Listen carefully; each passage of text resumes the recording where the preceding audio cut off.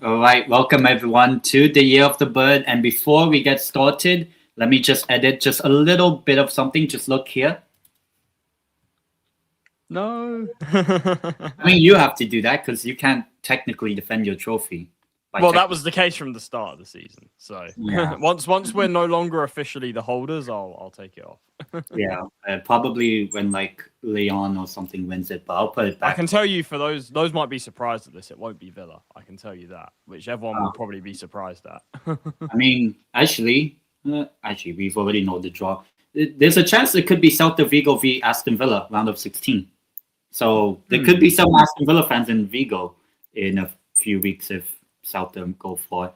But yeah, before we get started, hit the like button on the stream. This is probably both of us will actually turn up, unlike our players actually or the team. Yeah. Yeah. As I said, like the stream, subscribe to both channels as well. And yeah, how are you, Charlie? I'm good. Like Ten said, yeah, please subscribe to both channels. Of course, this is Year of the Bird, Spurs and Newcastle. Listen, it's not big up to Flicks as well. I think that is. Listen, it's not the greatest situation for both our clubs, it's to say the least. Especially when it comes to the transfer window, which what do you mean? I think both boards have a lot of questions to answer. I think both boards have a lot of terrible decisions that they've made. Wait, there was a transfer window? Yeah, I didn't realize. I thought it closed on the 15th, whenever it was when we last signed someone. That's when I thought. I thought it only lasted about 2 weeks. I guess for you, yeah, you didn't even notice there was one. But yeah, we'll get into all of that. Of course, we'll discuss the games as well. And for those wondering, in this show, we will not be previewing Spurs against Newcastle for next week. That will be a special show on Monday where we will talk solely about that game. So there'll be an extra Year of the Bird show next week. So stay tuned for that. That will be at 11:30 on Monday. So yeah, an extra show in there for you guys. So check that out. Where we'll talk about the game between both our clubs, of course, coming up. Yeah, I'm good. Looking forward to getting into this show. Yeah, I mean, so yeah, we're doing 2 shows next week, Monday and Thursday, just like But yeah, I don't know. I don't really want to get started. But I guess we have to. But yeah, hit the like button on the stream for both channels. But yeah, let's get started. In the 4th minute of the stream, 4-1. Yeah, Liverpool. Liverpool. Liverpool. But yeah. Nobody can cook me because I said we'll lose. Okay, you did say that. Okay, I said you'd get a draw. I was wrong. This one? Yeah, this one. I said you'd get a draw. I was wrong. You always are. But yeah, I mean, the first 40 minutes, like up until Anthony Gordon scored, we were actually the better team. We hit the post. Harvey Barnes from, I think, kind of a free kick routine and all that. But, if you look at the ratings, Pope and Chow and all those players. But by the way, why did you guys not start with a striker? Visser and Voltemade on the bench. That's my biggest question. Wait, we had a striker? maybe it's just tactics that Eddie Howe wanted to try out. And we'll get more on that about the Man City game later for ours. But the lineup, immediately I knew we're not winning. I think it was kind of obvious from the start because Anthony Gordon, before this game, didn't score from open play, and he was our striker. And hilarious that he actually scored. Also, no Bruno. Bruno injured as well. So a massive hole for you in the midfield. Yeah, and I'll talk a little bit more about that later on. But yeah, the first 14 minutes or whatever was a pretty good showing from us at Anfield. We created some opportunities. We just didn't put the ball in the net, except obviously Gordon's chance and all. If Newcastle face them and then face Spurs in the quarters, but the only thing is, do you expect Spurs and Newcastle to make the quarters of the Champions? We'll see. Yeah. But I think this game against Liverpool, as I said, 40 minutes, we were good. But then in the space of about a couple of seconds or even minutes or whatever, or it felt like seconds, 2-1 just before halftime. And it's another, by technicality, another, losing points from winning positions, even though, it's away at Anfield. But by technicality, we lost 3 points, you could say, because we were winning. So I don't know where we stand in that sort of metric, but Ekitike scored both goals, and then in the second half, we still didn't make any changes until Florian Squirts. Florian Squirts scores the goal to make it 3-1, and then after they made it 3-1, and then we brought in 2 strikers. See, that's Eddie Howe in a nutshell for you, because this is what I say about Eddie Howe. His subs are so reactionary. He'll wait until you're losing by 2 goals to actually do anything. Instead of when the game's still in reach at 2-1, he doesn't change anything. His subs are always reactionary, always. Yeah, I'm like, why you make it now? Like, okay, it was kind of obvious in the start of the second half before they scored the 3rd goal that we needed some fresh legs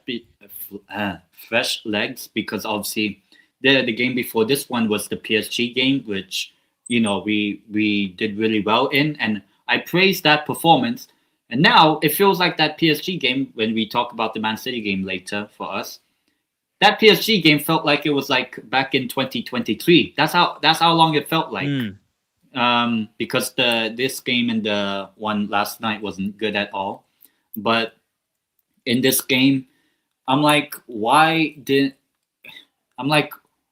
was kind of obvious, we needed some fresh legs in the second half, like the first 5-10 minutes when it was still 2-1. And we still had the ball, but, Liverpool just decided, just have Newcastle have the ball. They won't do much with it, which we didn't.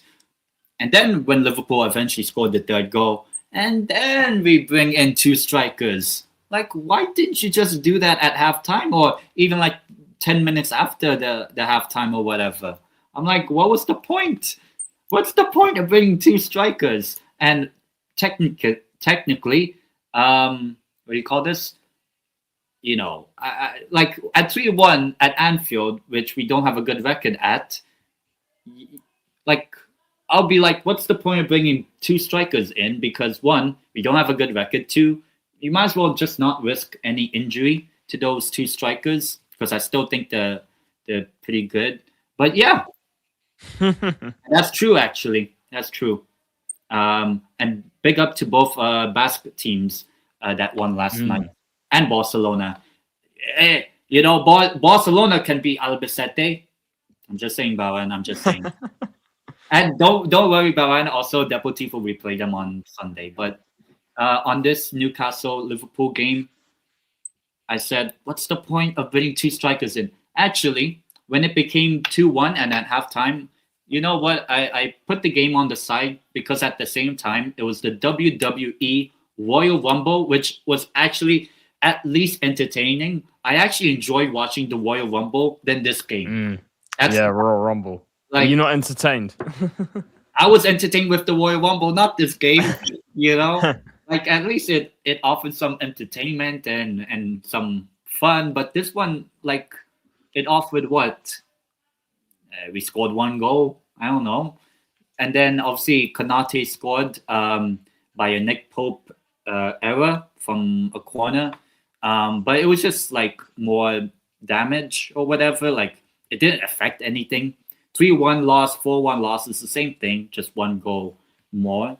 But yeah, overall this game, I mean, I don't know. I did it. I don't know which one I felt more upset with in terms of performance and result. I don't know if it was this one or the one last night. Well, I think you were better. I think you, despite it being 4-1 and 3-1, I think you did play better against Liverpool in the first half. That was. Well, at halftime we were 2-1 down. So I don't know if you noticed as well, but I've seen a lot of Newcastle fans being really angry online about Ekitike and him doing like this or something, and then sticking his tongue. I'm seeing a lot of Newcastle fans. They're not, and apparently Isak was laughing when he was sitting. He can't even play. He's injured. He's sitting there. He's laughing. Apparently, that's all I saw. Apparently, he's been laughing, you guys.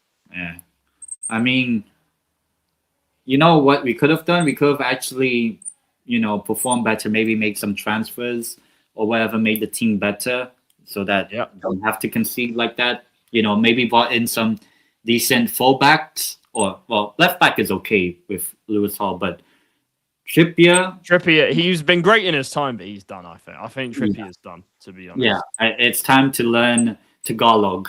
Like that's how that's how much he's passed it. Obviously, what is it?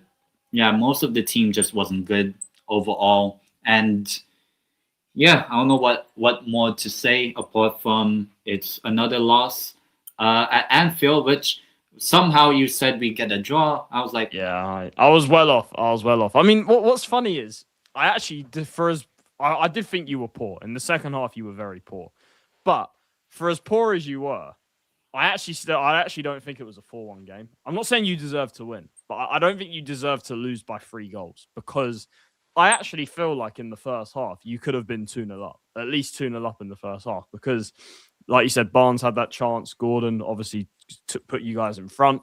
I thought at half time, if you go in 1-0 or even 2-0 up, it's obviously going to be a totally different second half. But you just had that nightmare end to the half. Ekitike getting 2 goals in the last 5 minutes. Like, it's literally the worst possible thing that could happen to anyone going in at halftime after leading a game during the first half. It's literally horrible. And, it was, you guys got caught out completely. And I think ultimately that's what probably decided the game, because you didn't really get back into it after that. Clearly that kind of knocked you guys. How, like you mentioned, didn't react at halftime, no changes, no tweaks really. It was like you said, you guys waited till you went 3-1 down to actually do anything. And this is what I always get. And whenever a Spurs manager does this, I get really annoyed, because it's like, what's the point to do anything when the game's pretty? Because I'll be honest, I know 3-1, it's it's 2 goals and everything, but at that point in the game, like midway through the second half, third goal for me, that killed the game. That was the goal that kind of killed the game, secured it for Liverpool. Why make changes when that's already been done? It's shocking, to be honest. And my question is, like, why not start with a striker in the first place? Like, it was a completely weird and baffling decision. And the crazy thing is, okay, fair enough if you're not going to start with a striker, but at 3-1 down, you bring on 2 strikers. You've gone from why not just start 1? Exactly. Didn't you buy both these strikers for a reason? Like, you know what I mean? Yeah. Like, and he started. Look, Gordon was good up until his goal, and it was his first open goal in open play for 1 year. 1 year, the last time, which was Wolves back in January 15th, 2025. But yeah, I'm like, why you bring on 2 strikers now? I think that's what Eddie Howe. I think Eddie Howe, in terms of like Newcastle, look, it's fair to say you guys have been inconsistent this season, all of this sort of stuff. I think the main reason for your problems this season is Eddie Howe and his decisions. Because when I look at it, you can obviously confirm this as a fan and everything, but like looking at Newcastle, it feels to me that Eddie Howe is making baffling decisions with subs, with selections. Like it's weird, and his tactics at times have cost you guys quite a few points. Personally. And just like I said, Eddie Howe actually sees and says the same thing. We were good for 40 minutes. It's a 90-minute game. Say the same thing to Thomas Frank, because we have the same problem as well. Yeah, Chow was bad. Look, he was bad. Well, actually, Chow was bad in this game, but actually, the reason why Malik Chow has not, I don't know, feels like it's a little bit downhill in terms of performance is because Eddie Howe failed to rotate the team.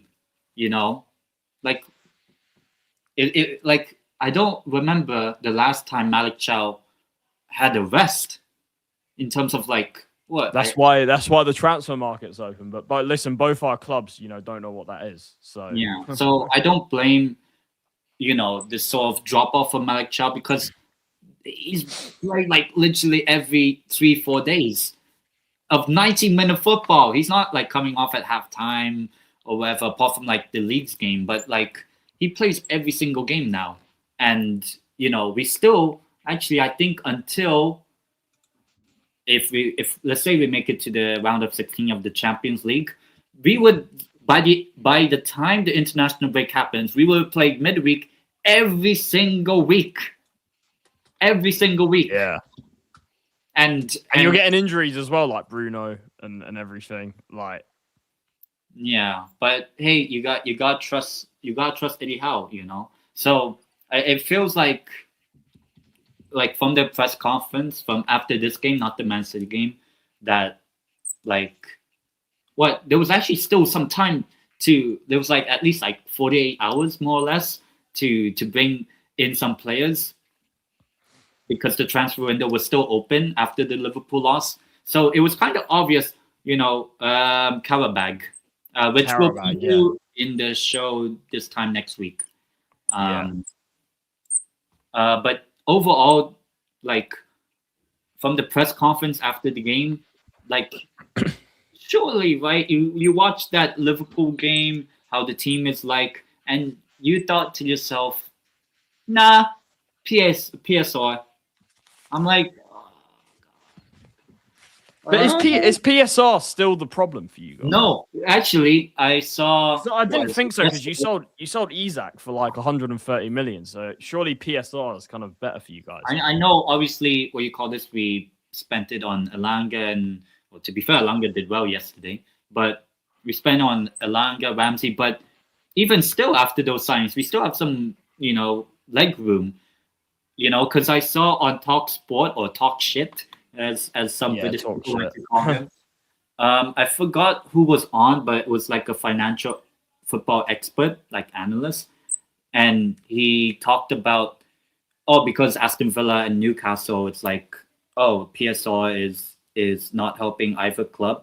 And he said it's actually different between both clubs, that Newcastle actually had the financial means of potentially making at least like one signing. But... yeah, exactly. I think some of the recruitment has been bad because I think for the money you spent, on the likes of Ramsey and Elanga, you could have got way better players. Or alternatively, imagine you guys had kept Elliot Anderson and Minter instead of having Elanga and Ramsey. It's completely different for me. And Anderson is homegrown, which Anderson's homegrown, exactly. Like. And you had Minter as well. Like you had both these players waiting, and like obviously you had to sell them because of PSR. But it just shows you. In addition to selling Isak, surely we've made enough money to spend, and instead we don't spend. And when the financial expert guy, I forgot his name, but on Talk Sport, he said there was, we do have that financial leg room to maybe buy a player or something, but we didn't. So that actually, and then obviously yesterday before the Man City game, David Hopkinson, the CEO, said that that by 2030, so in like 4 years, we'll be challenging for global honors and all that sort of thing. So if the CEO is saying that, I expect in 4 years to be in a title race, win one or two trophies, go for the Champions League, maybe even the final. At least, what I will say is whether he's bluffing or not. What I will give him credit for saying that is at least he's setting a time frame. Our board never sets a time frame. They're like, oh, we want to win the Premier League, we want to win the Champions League, without actually setting out a plan across a number of years to achieve it. At least whether he's waffling or not, at least he's setting a sort of time frame, which is more than any of our board has ever done. Yeah. And in terms of Voltemade, I mean, there has been a drop off. He's dried up. Which is crazy because he was great at the start of the season. Maybe it's actually due to Eddie Howe's tactics, because I think that's part of it. I think it's fair to say. Surely, I know, okay, you don't have to play him as a number 10, but play him to his strength, because he can hold up the ball well, he can dribble very well. Like, if you look at how Voltemade did with Stuttgart before we signed him, and now with the Germany national football team, you know, Voltemade is scoring goals. Like, I wouldn't be surprised if he is at that World Cup. Voltemade scores a hat trick in the opening game against Curacao, you know? Probably. And obviously, maybe the national team of Germany is better than Newcastle's team, but, you know, at least Voltemade has played to his strengths with. I mentioned him already. I think, however long it's been, I think a few games now. I think with Eddie Howe, this will happen. You're missing Bruno a lot, because Bruno, I think, I know Newcastle have kind of had problems this season, but Bruno, I think, has taken his game to another level this season. Yeah. Like him personally, and I think that missing him and your replacement is, I know Willock was good against PSG and everything, but having Willock or whoever it is, Ramsey, to come in, it's a massive downgrade. And I think that Bruno is obviously, he's your captain and everything. Like, he's, for me, a fantastic player, and missing him is leaving a big hole. No, actually, it's been 4 years now that we signed him. Any game where Bruno Guimaraes does not play the full game, we've not won a single game. Didn't Bruno, am I right? Didn't Bruno play against Arsenal in the Carabao? Didn't he not play against Arsenal in the Carabao Cup last season? I think. I remember you said he was suspended for the first leg. I think I remember. Is that actually true? Yeah, for against Arsenal in the Carabao Cup last season. Actually, now I don't remember, but yeah, he was suspended. I remember you telling me he was suspended for the first leg. Oh, and we still won. Hold that, Arsenal. Yeah. But whether what I just said before is true or not, but the fact that we basically need Bruno Guimaraes to actually play for us, to actually have a chance of winning. Like, we've played 3 away games, and we've not won any of them. Technically, despite having a good performance at PSG, a good 40 minutes against Liverpool, maybe a good second half last night, we didn't win any of those 3 games, you know? And yet, when it comes to transfers, you guys didn't sign anyone, which is crazy to me. Not a single signing in January. Like, with the, you know, injuries you've had, with the problems, especially away from home, like, you know, not to sign anyone is ridiculous. And I don't know if any of your board members have come out with excuses like mine has, which I'll get into. But what's kind of been the talk around Newcastle with the end of the window? Because I'll apply the same to Spurs when I talk about it, because there is 100% players out there that could improve the situation, even if it's a short-term thing. And yet you guys seemingly just sat on your hands and decided to kind of roll the dice and not do anything in the market. From the club, obviously the one would be David Hopkinson. Yesterday he did I think also with Talksport. Oh. Whereby he said about the 2030 thing, and then said that he worked extremely hard with Ross Wilson, our 3rd or 4th sporting director or whatever, and saying we worked extremely hard in the transfer window. He's better than Lange, I can tell you that. Probably. No matter how bad he is, he's better than Lange. So, but then he says, "Oh, we didn't have the right opportunity." Okay, fair enough. But then Eddie Howe says PSR. So one, it's yeah. either, Which one is it? Yeah. Yeah. But what do you call this? Like that means one of them, either Howe or Hopkinson and Wilson, like combined, are lying. One of them is surely lying. It doesn't add up. Doesn't add up. That's why I think. I mean, I would take. I know what Baron's trying to do. I think he's trying to sell you guys his Madrid players. Okay, not all of them. I mean, who would I? Look, I know. Listen, I'll take all of these guys. Just saying, I'll take. I'll take most of them. I'll take every single one of them. Probably not. I don't know actually. Probably not. Bellingham. Jude. Just the English fans, but then one of them is definitely lying. Then Howe or Hopkins. That shows you it's a little bit weird with Newcastle behind the scenes because I think it's fair to say that, and whether this is because of PSR, like it could be, but it's fair to say that since the takeover, it hasn't gone the way that people predicted it would go. In the sense that by this point, because it's been 5 years since the takeover, 5 years, people really thought at this time you would be challenging, like for the Premier League, for the Champions League properly, and all of this, but it hasn't quite gone that way. And I don't know what it is. Whether it's, I think what's happened is since Staveley left, there's been a massive problem. Staveley was what do you call it? The person that brought in Eddie Howe, more or less, in this job. Yeah, she did. Obviously, since then it's been good or bad or whatever, but I think you've given too much control to Eddie Howe, because I think what I always say with the way clubs should be run is obviously managers should have a level of control, but I don't think managers should have all the control, because we see what happens, with Eddie Howe. Like, he has all the control. He actually had all the control during the summer, because Wilson came after the transfer window. So Eddie Howe came in. That's why Paul Mitchell left. And I think Paul Mitchell, obviously, he did a very good job at Spurs when he was here. But Paul Mitchell is a good sporting director. But Eddie Howe had all the power, seemingly, in the summer. It seemed like. So I feel like we'll get to the Newcastle Man City game in a bit later, but because I think there's more to it, like maybe.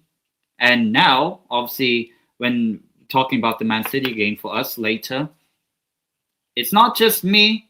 There are now even bigger Newcastle United YouTubers, like bigger content creators, that are now finally joining my train.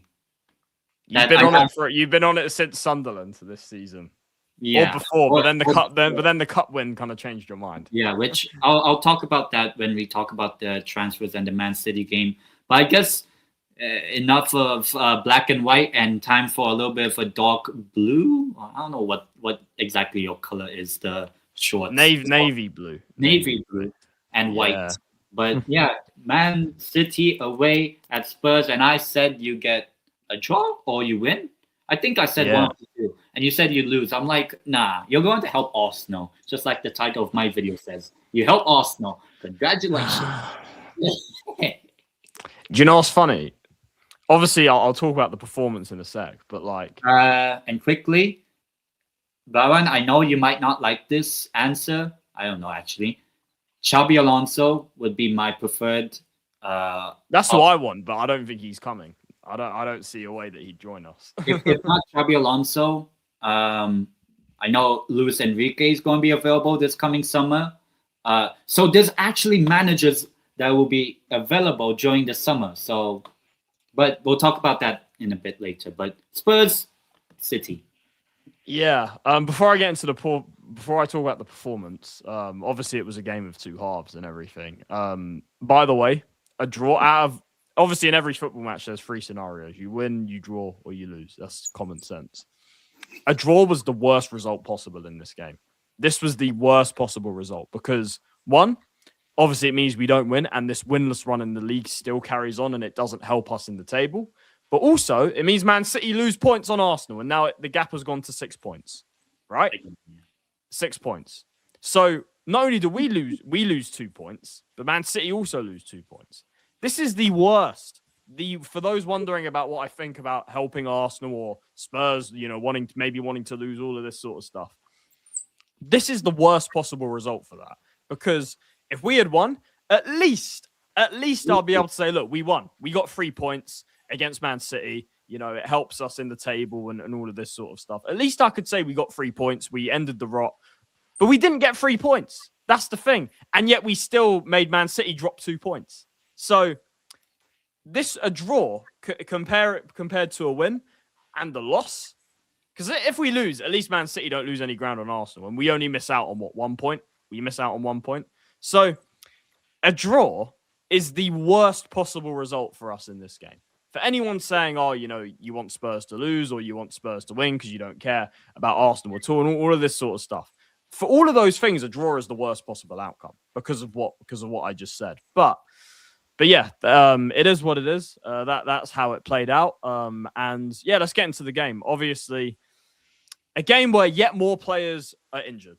I have no words to describe what this medical team are doing because ahead of kickoff, we found out that Spence and Danzo are also going to be unavailable for this game. Oh. And that Danzo could be out for quite a while because of some freak injury in training or something. Spence, I don't know. I have no idea what's going on there.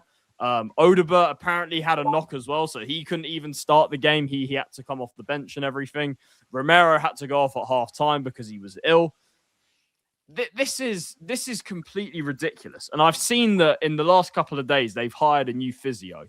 So I don't know if that's going to help the situation or not, but they have clearly realized that the medical team is clearly doing a bad job, and that what's even more ridiculous is that this is a new medical team. This is a medical team that was hired at the start of the season because the medical team we had last season were all fired because of the amount of injuries we had last season. So the fact that this is a new medical team that's in the club and we're still getting this level of injuries is a massive issue. It's absolutely ridiculous. So yet again, and this is I'm going to get into Frank, and obviously you guys know my thoughts on Frank, but this is where I actually have sympathy for Frank, and this is where I don't blame him because his players are getting injured every game. For all we know, Solanke might be injured now as well because he had to go off with. He said he was fine, but I mean I don't know because we've heard that before with other players, and obviously otherwise has happened. So we don't know. We don't know what that's about. I think he will be fine, but you just never know with Spurs. With the injury situation. But, we literally had, look, this is our starting 11. Obviously, Dragusin, which Tem will be happy about, came in for his first start. We stuck with the 3-4-3. Palhinha, who I thought was great again. Palhinha was fantastic at centre-back, which, could be sort of a new position for him potentially to play. Obviously, naturally a midfielder. You had Basuma and Gallagher come back in. Gray and Udogie as wing-backs. And then Kolomoani, Solanke, and Simmons as the front three, which I think Simmons was great, by the way. And that role, that left number 10 role is his best role. I said this already, that is the role that suits him. That left number 10 in a 3-4-3. And obviously that's Man City's lineup there as well. They had a few players missing, but look at the bench again, and look at the injuries. Look at the injuries. This was our injuries. And that's not even mentioning Spence and Danzo that were announced like not so long before kickoff that they would be out. Look at the bench. And apart from Sarr, Tell, and Odegaard, and I guess Byfield, who's made a few appearances here and there since the injury situation. 10, apart from Kinski, there is quite a few. So again, it's, a bench that we don't have anywhere near enough as we should to call upon with the injury situation. Big up to Scott in the chat as well. Listen, a game of two halves. First half went exactly the way that I expected it to go, in the sense that we were absolutely terrible, like we have been in the league all season. Obviously, this was coming off the back of the Frankfurt game, which we won. As we discussed last show, we've seemingly been the different team in the UCL. But this first half was just more of the same shit, to be honest. And we were lucky we weren't 5-0 down, because Obviously, Cherky scored. I think Vicario, I think, should have saved it, if I'm being honest. We didn't have barely had a shot, barely had a kick in the first half. There was a complete lack of belief. There was, for me, and this is why I don't just blame the manager, because obviously the tactics were clearly nowhere near up to what Pep was doing in that first half. But for me, these players put in zero effort. I'll just be real. There was zero effort, zero application in the first half. Players, most players looked like they didn't want to be there. And obviously, when Semenyo scored against us again, I'm getting sick of the sight of this guy. He seems to just score against us all the time. He's becoming the new who is it that used to always score against us? What's his name? Isak. Well, Isak, yeah, that's an obvious one. But there used to be like who is it? Mikel Antonio. That was it. Mikel Antonio used to always. He's becoming that sort of guy. Just always somehow scores against us. And obviously, both goals were shocking. Losing the ball in the midfield, getting cut open. And if it wasn't for that incredible Vicario save and a couple of other moments, Haaland went 1-on-1, should have scored. I don't know how he didn't score, to be honest. Should have been 4-0 down, 4 or 5-0 down at half time. And if that was the case, I don't think, we can have any complaints, because that's the way the game was going. And, City, I thought, were going to go on and win at that point, with the way the first half went, I thought they were going to go on and win the game 4-5-0, to be honest, because that's the trajectory that it was going. But second half, look, it was, and this is what it pisses me off even more, because football's you're saying this about Newcastle. I'll say the same about Spurs. How many times? When we're 2-0 down, when there's nothing to lose, we genuinely can play some decent football. And we've seen that at times this season against Villa in the FA Cup, against Fulham. But what's the common theme? Oh, best way, big up to Metric. Message me on Instagram, Charlie G TV on Instagram. And also email. If you go on my channel page, I have my email address is there, so you can send me an email or contact me on Instagram. But yeah, big up to Metric. I'm not sure when I'll be able to get back, because I don't always check that Instagram account. But yeah, message me and I'll try and get back to you as soon as I can. But yeah, this is a fair point to Baron. City, it's fair to say that City completely shat the bed in the second half. I don't know what happened to them. I don't know what Pep did at halftime or whatever it is, but they completely tonked in that second half. And like I was saying, there's a common theme with Spurs. When we're 2-0 down, when there's nothing to lose, whether it's the manager saying, there's nothing to lose, just go for it, or the players taking it into their own hands and saying, look, we got nothing to lose, let's just go for it and all of this.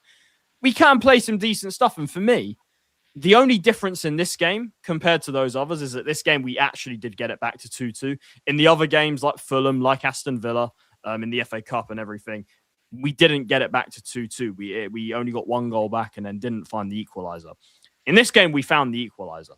For me, that's the only difference. For people that want to gas up this second half, I get it, because we were the better team in the second half and probably should have even won the game, if I'm honest. But for me, this is just more of the same of what we've seen. When we're 2-0 down, when the pressure's off, when there's nothing to lose, we do just go for it. And don't worry, we all get into that, Baron. It's not good viewing, that's for sure. The shackles go off and we actually attack teams and we actually create some chances and actually, look somewhat threatening. And this is the frustration, because if we could just do that in the first half from minute one, we'd be in a much better position. It's as simple as that. And this comes down to the manager with the defense, with the tactics of with the shackles on, always trying not to lose, and this cowardly approach, which is why I think Frank is a completely the wrong manager for us. Like this is why I say this, that he's not cut out to manage Tottenham. He's not cut out for this level. This is why. This is one of the main reasons why. And look, second half, in terms of the positives, obviously Solanke, fair play. What a goal. I mean, that second goal was a scorpion kick. Like, it's crazy how good that goal was. Like, you can see it just to the right here, the little thumbnail. That is one of the goals of the season. And it's always, we're scoring Puskas goals to get Frank's job out of trouble. Like, you had Van de Ven against Copenhagen. You had Romero against Newcastle. You had Solanke against Palhinha against Bournemouth, even though we did end up losing, and now Solanke against Man City. We're having we're scoring. Whenever we do score, it's more often than not a worldie somehow, and it's saving Frank's job, and he caught life. Frank caught life in that second half, thanks to Dominic Solanke, who I will give a lot of credit to, because since he's come back, I think he's been our best player, our best attacker, to say the least. He's been our best attacker. Another 2 goals in this game, obviously off the back of scoring against Frankfurt. His first goal, for me, a bit controversial, if I'm being honest. I think, he obviously kicks Guehi in the process of bundling the ball in. For me, it's one of those where I've seen penalties given for it. If it's the other way around, I've seen penalties given. So if it got disallowed, I wouldn't actually complain too much. But at the same time, it did go in our favour. Obviously, we've had... I don't like to blame refs a lot, but I will say this. We have had a lot go against us from refs this season, especially that Liverpool game in December, which I won't say too much about. But yeah, we get it back to 2-2. And at that point, we had another spell where we could have scored. I think Odebert should have scored when he came on. You had a few other moments here or there. City, I thought, to be honest, at the end, they looked like the team more likely to win it for those last 10 minutes, albeit they didn't really create too much. And for me, look, that's Frank's conservative tactics again. That look, when we're on the ascendancy, we drop back after we get it back to 2-2, and I think that with the situation we're in, we might as well have just gone for it. Because like I said, I don't think a draw changes too much for us. And a draw, like I said, out of the 3 scenarios was probably the worst result because of, the situation going on at the top of the table. So, yeah, a second half performance that was good, to say the least. I think I do agree with Baran to an extent. I think City definitely did drop off a bit. But it was a game of 2 halves. And it's good, but also frustrating in the sense that, we showed that even with these players and with the injury situation, we showed that we can actually do more. And I'm not saying it's amazing or brilliant or anything, but we've shown we can do more than what we've done in 90% of games this season, which is, create nothing, sit back, wait to be beaten, cowardly approach, do absolutely nothing.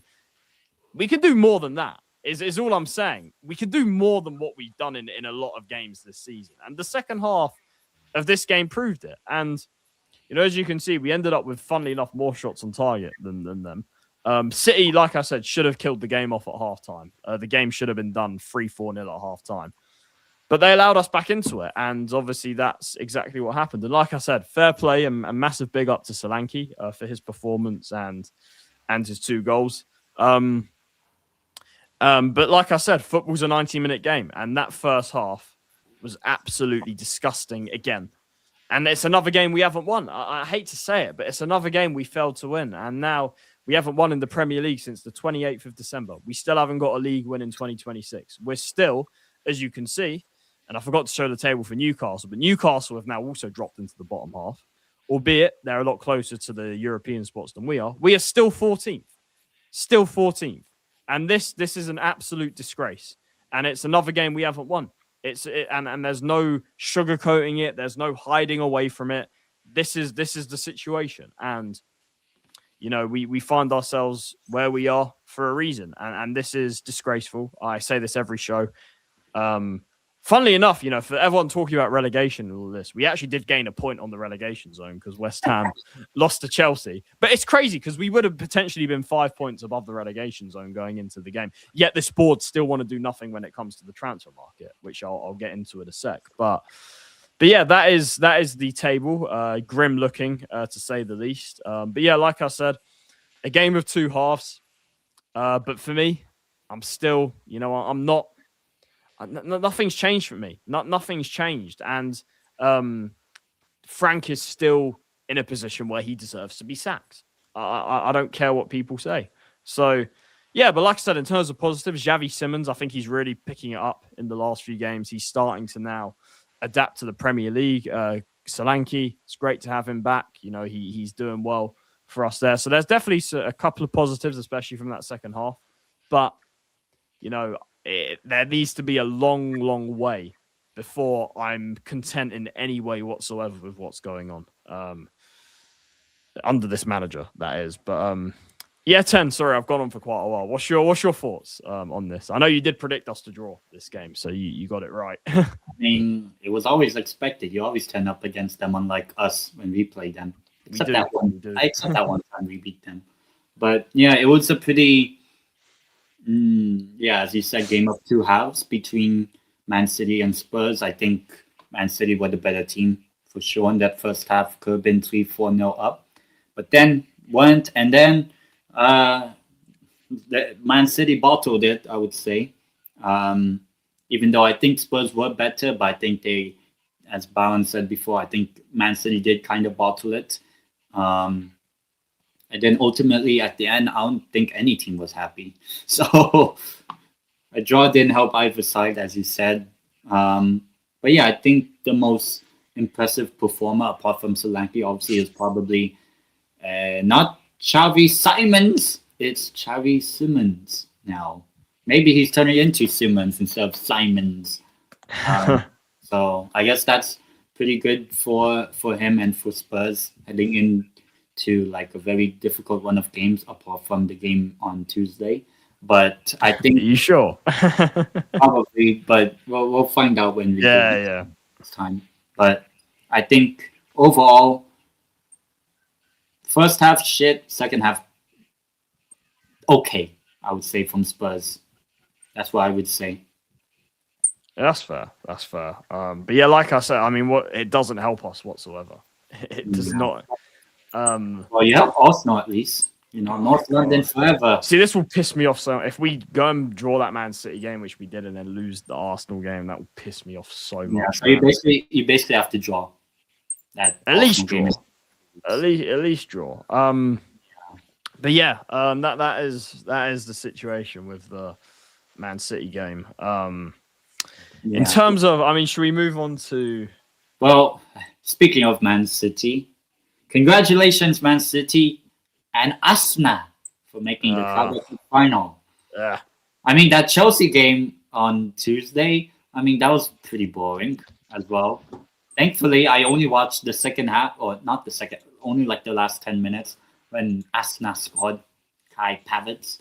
But yeah, the Newcastle game away at Man City, the second leg, the title defense is over. And to be honest, Carabao Cup holders no more. Yeah, it was over before it even. We did say this on the last show that the first leg for me killed the tie. I did say that. And then we'll get into those tactics or the formation. So, what do you call this? So, heading into this game, we both said we would lose. We did score. We finally scored at the head-to-head since 2018 or 19. That's 20. That's mad. Well, you haven't even scored that. That's crazy. Yeah. I mean, Alanga, a former Man United player, so maybe he should be playing against them. But I think overall, I mean, maybe first the lineup, because I have something to say about this lineup that we put out. If I don't know if we can put the lineup. Yeah. I would say so. The lineup three at the back. Why are we playing 3 at the back? 2-0 down already. Yeah, it makes no sense. What's the point? What are we trying to do? Defend a 2-0 loss? Sounds like something Frank would do. I'm like, what's the point? What's the point of the back 3, back 5, whatever you want to call it? What was the point? I think it was the wrong for this game. It was probably the wrong formation. Yeah, it worked against PSG, but that was because it was 0-0. You're 2-0 down. It's the wrong time. Maybe it worked. Maybe it could have worked against Liverpool because the game started 0-0. This game, it already started 2-0 for Man City, and we play a back 3. What was the point? What was the point? And then even when we play a back 3, look at that first half. Look at that first half. We conceded 3. And I did watch the game. The first 7 minutes. Yeah, you got I can't lie. First half, you got absolutely cooked. Yeah, after they scored. Omar Marmoush just cooking you guys. Yeah, I swear. Has he scored a goal against any other team that's not us since he's joined Man City? Like, I don't even know any other team he scored against, Marmoush, apart from us since he joined. But what what do you call this? The first half, after they scored after 7 minutes, I didn't even watch the game. What I decided to do is just go on like one or two other fan reactions or watch alongs, not join actually, but just watch them. And yeah, but overall, first half, what was the point of that formation? His team, Eddie Howe's team selection was wild, to Like, say the why? least. I'm still baffled. Why did we start with a back three in a game we were already losing at the start? What's the point? It's crazy. Like, I swear, even Thomas Frank wouldn't be that stupid, right? You don't know Thomas Frank. Because no, I'll tell you something about Thomas Frank. In terms of you're saying Eddie Howe's trying to protect the 2-0 loss and all of this. Well, Frank did the same thing against, who was it? There was one team he did it against with his subs. Nottingham Forest. And at Nottingham Forest, when we were 2-0 down, he brought on Paulinia and Davies, 2 defensive players, and protected the 2-0 loss. So Frank has done it for you to answer your question. But yeah, that first half, I mean, it could have been, to be honest, it could have actually been 4-5-0 before halftime. Which I'll be honest, I kind of wanted to happen. Didn't they score? They scored in like the first minute or something, or like seven minutes. Yeah, that's when I turned off the game. I'm like, that's when you're like, yeah, done. If it wasn't done already, the semi-final tie is for the Carabao. Yeah, I mean, it was done before when that team news came out, but it was Joe ever since after 7 minutes. So I didn't bother watching like the actual game itself. I just watched like watch-alongs people had of the game, just because that was at least better to watch. But yeah, the first half, and then we concede again. It became 2-0, and then it became 3-0. I'm like, I hate to say it for you, but it's just typical Newcastle at the Etihad. It's just, this is what you guys do every time at the Etihad. It seems like. and then it became 4. Actually, it didn't, but it could have been 4. It could have been 5 or whatever. So like, what was the first half?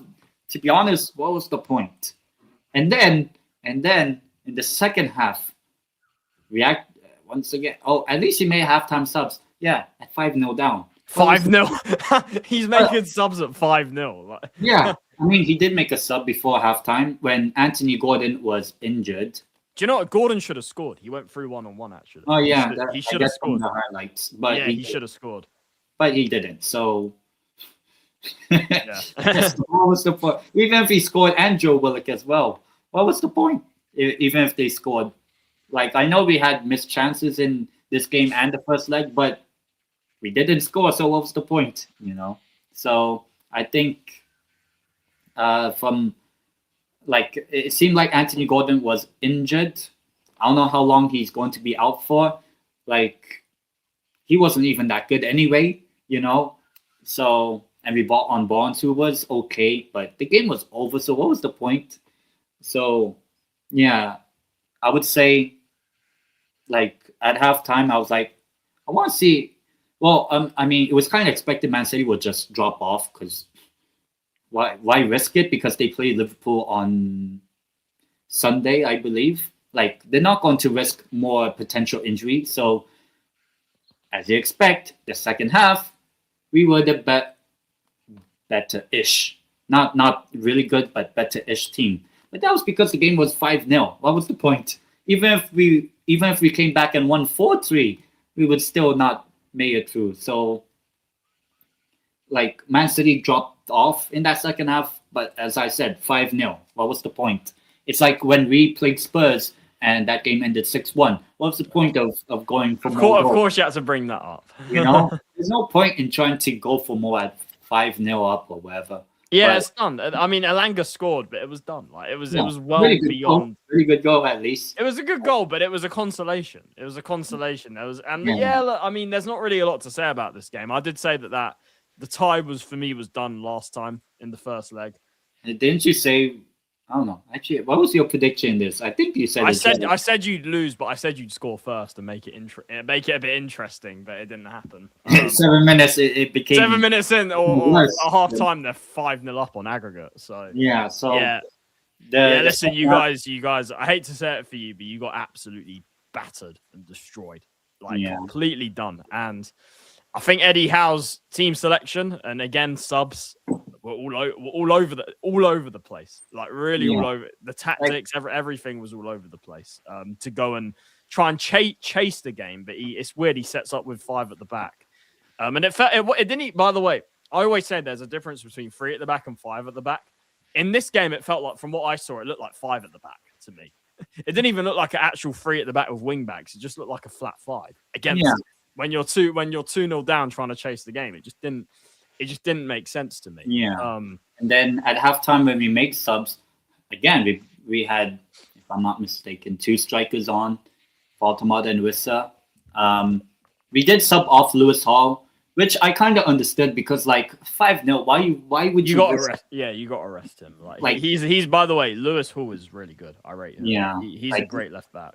Yeah, he should. I mean, I kind of hope not, but he should start for England as well. He should. Now. Yeah, I agree. He should. Or Luke Shaw or whoever it is. But all I'm gonna say about the Carabao Cup is, obviously, as you can see on the screen, we know the final. Pep, you have one job. One job. one job is all like one job. One job. Well, okay. What would you if Man City, Arsenal, one of them win one trophy, the other wins the other trophy? Which one you prefer? Arsenal win this one or the Prem? Well, this one, but preferably I hope they bottle everything, because everyone's saying quadruple now. Remember when everyone said that about Liverpool and they ended up with what, 1 trophy or something? 3 trophies, but it's the Carabao Cup and FA Cup, which is still trophies, but it's not the quadruple that everyone thought. I'm seeing quadruple shouts. I'm seeing quadruple shouts with Arsenal now, which I'm like, that I can guarantee you that won't happen. Guaranteed. Oh God! But if it somehow does, then you won't see me. I'll be on the moon. I'm contacting Elon Musk, and I'm going to Mars. Actually, I'm gonna start the colonization on Mars with Elon Musk. SpaceX. But yeah, I think like the Man City Newcastle game, like, overall wasn't that good. I mean, and then from the post-match press conference, we were really he said, "Oh God, he was really disappointed with the first half." No fucking shit, Sherlock. I think a lot of Newcastle fans were disappointed. Having these 2 games back to back it's bad. It's bad. Yeah, like, I don't know what was worse, the Liverpool or this one. To be honest, I think obviously in the Prem you've dropped it. I know it's very tight, but you've dropped into the bottom half now as well in the Prem. Like you're 11. You've dropped into below Sunderland now, so it won't last long. But I think from this game against Man City, like, we knew the tie was over, but at least like try to go for it. But I said, if you had got the first goal, it would have made it interesting. You couldn't even do that. After 7 minutes, it was already done. Exactly. So I feel like from this game, like after both games and everything, and looking ahead to our schedule and how the transfers were, which I mean, I guess maybe I'll start with Newcastle because I know you have a lot of say. But I'll make the fire's in me. Yeah, because Newcastle didn't make any transfers, so that means, one, we didn't make any signings, and the fact that now Gordon's potentially injured, Eddie Howe's hoping he's not out for long. Maybe you could have used a transfer window. I don't know. I mean, why didn't you guys sign anyone? We said this before the window, that Newcastle, if you're going to kind of, make your season go upwards trend second half of the season, then you're going to need to sign players, and you didn't sign anyone. No, yeah. I know. Look, I don't know I know January is a harder window than the summer, but there are players that there are players that were gettable, and yet who's this? Big up to hello to one dude. Remember me? I say to him. To I think he's saying that he would come on if Newcastle like lost to Man City or something. Well, thanks for subscribing at least. I did say we lose. Yeah, but yeah, like why you guys didn't sign anyone is beyond me. And is there a question mark now with the ownership? And I know it's Saudi and everything, but like, is there a question mark in the sense like, are they kind of doing enough, or is it other things that's kind of stopping what they want to do sort of happen? I mean,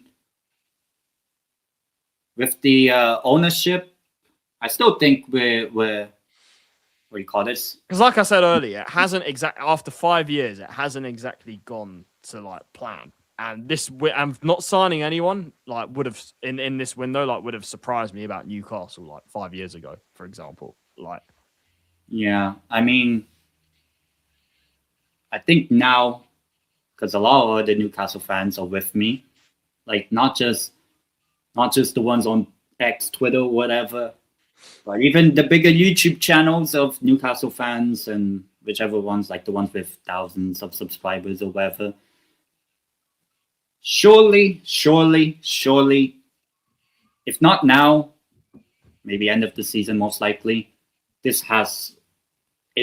for me, it's Joe Ever with Eddie Howe. Because, you know, if there was money to spend, but then Eddie Howe, then I'm like, sure, I don't know. Do you think it's Eddie Howe that decided not to sign anyone? You think? I feel like that. That could be the case because we did say he has like loads of control at Newcastle. So it could have easily been his decision, to be honest. I think it was, to be honest, because if we had money to spend and there was opportunity, as Hopkinson and Wilson, Lange the fraud, and Lange or whatever, all these frauds. I'm like,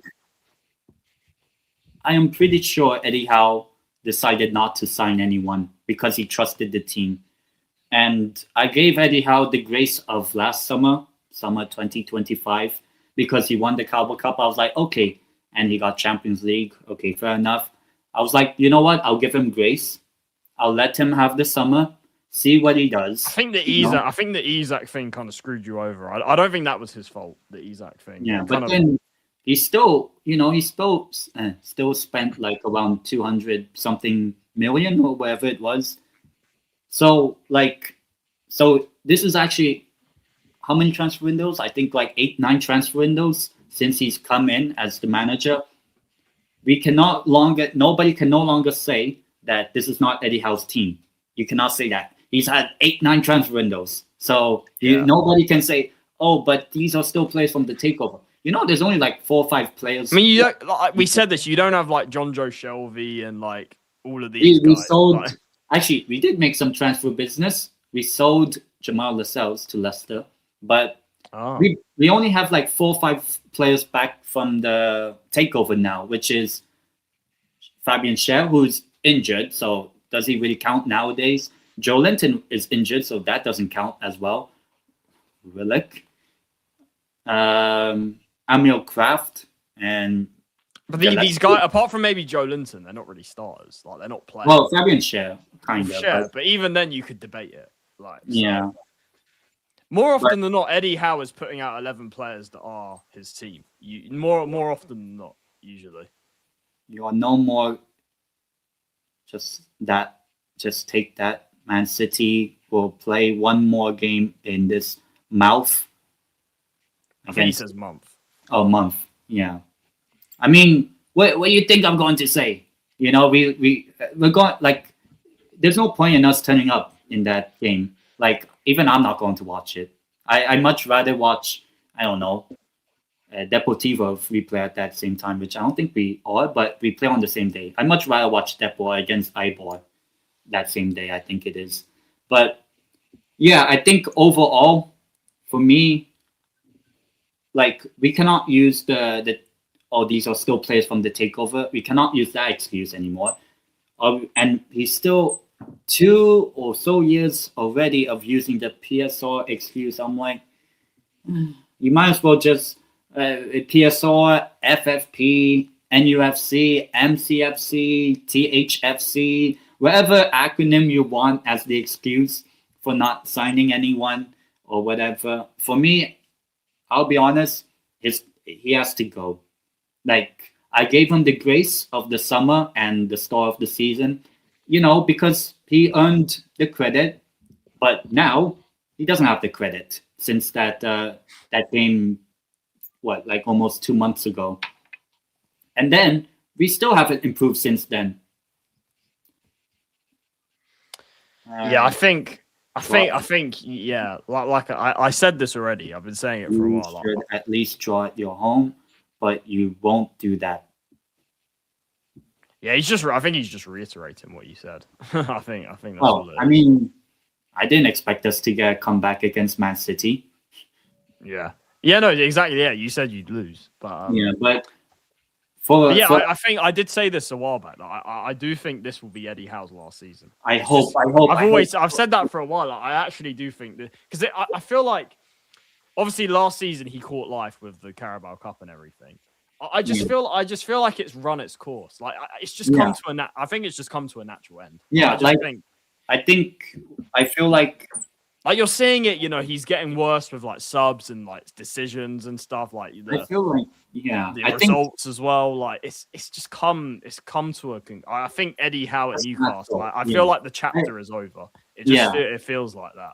Yeah, and to be honest, when you look at the upcoming summer, you could say with pretty good managers in the market, Luis Enrique, Xabi Alonso. I think both our clubs will probably be looking for a manager. Even Maresca. Okay, maybe not Maresca. I would be fond of fully, but there's actually some pretty good managers. The manager market's going to be good, and the manager market will be better in the summer.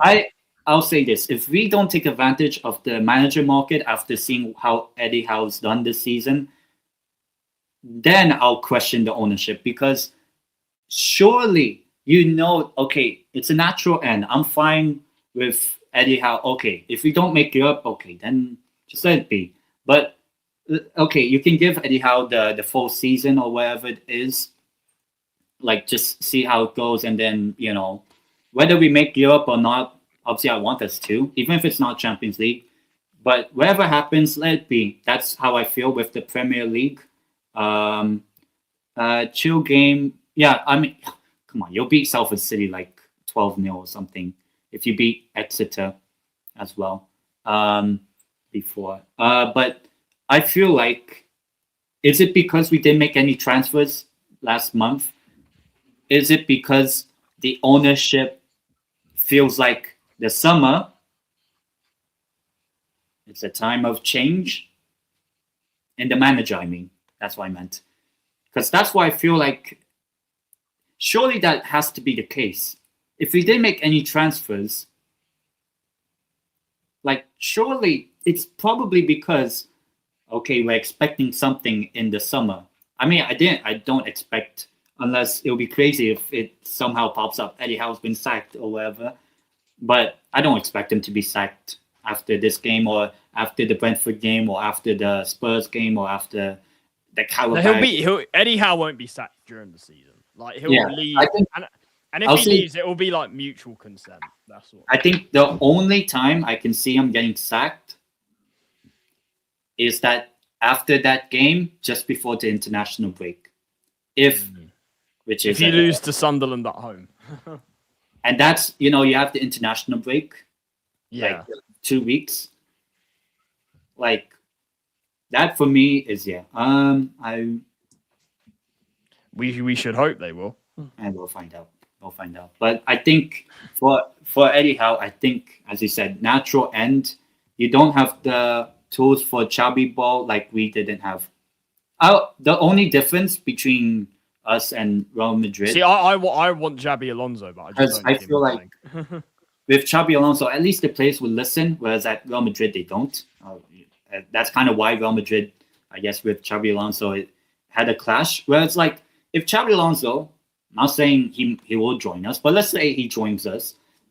Xabi Alonso, Champions League winner, won a trophy or two at Leverkusen. He did that historic season at Leverkusen. So, and then at the same time, Newcastle and Real Madrid, it's not like the same in terms of like player, how I wouldn't say player ego, you can say. Like Xabi Alonso would actually exert more authority with Newcastle. But I think, but here's the difference. For example, like I'm going to talk about Frank more in a sec, but like at least Eddie Howe has credit in the bank.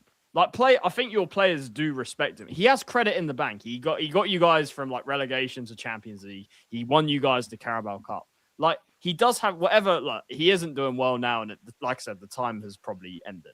Yeah. But he does have credit in the bank. Whether whether that credit has run out is obviously what you think and is a question.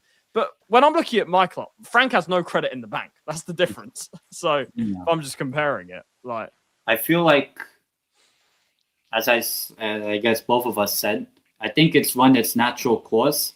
And big up to Helvidos Priscos II. Eddie Howe has no credit left. Yeah, that's why I feel like. Yeah, exactly. Obviously at Real Madrid, Xabi Alonso. Yeah, but I think the midfield's your strongest part. I think you maybe need one midfielder as long as you keep Tonali and Bruno. I don't think Tonali will leave you guys in the summer. Yeah, and I feel like obviously if we need a whole new midfield, we've seen Xabi Alonso with what he built with Leverkusen and all. I would take that. And I think Xabi Alonso probably suits Newcastle than what he did with Real Madrid, I would say. Because you can say Real Madrid, Newcastle, not Real Madrid, Leverkusen, Newcastle are kind of like similar, in terms of like historical. Like, I think Newcastle have more history than Leverkusen. Oh yeah, for sure. But you could think of us and Leverkusen like kind of like the same sort of level. Yeah, or level. I think you're better than Leverkusen. But... Oh yeah, right now, yeah, for sure. I mean, we should have beaten them early in the season, but I feel like with Eddie Howe, the time is done. Like, thank you for what you've done, but now it's time to learn Tagalog. That's what I feel like. Or I'll say, if Eddie Howe was to leave, does that make him the worst manager? Maybe he'll manage League Two. No. Maybe I think a good club for Eddie Howe. He'll get another job in the Prem, I reckon. Obviously, I'm pretty sure you would like him at Spurs, I guess. Not necessarily. I mean, would I take him over Frank? Yes, but would I want him as manager? No. Like, I think they're two different things. A good club to go if they stay up. I would say Nottingham Forest is a really good place for Eddie Howe. I think that would be a really good. Well, he's taken a team from relegation to Champions League before, so yeah. So I think with Nottingham Forest, especially with one of your favorite owners in football, Marinakis, White. I think Forest and Eddie Howe would actually work very well. Yeah, look, Alanga did well. They gave up. But the game was over at before the game. Yeah. I guess we'll get into I guess my final point. Yeah. Before we move on, Eddie Howe out. Still out. But yeah, transfers not great, and I think I'll be honest, because we didn't make any transfers. I think the summer is the time of change, and just like that, I think there might be some change at Spurs. Where do I start? So we go into the window. We need a winger. We already light in that department. We sell Brennan Johnson. We don't replace him. Kudus also gets injured. We still don't buy anyone. Richarlison gets injured. We don't buy anyone. Players are dropping like flies. We still do nothing about it.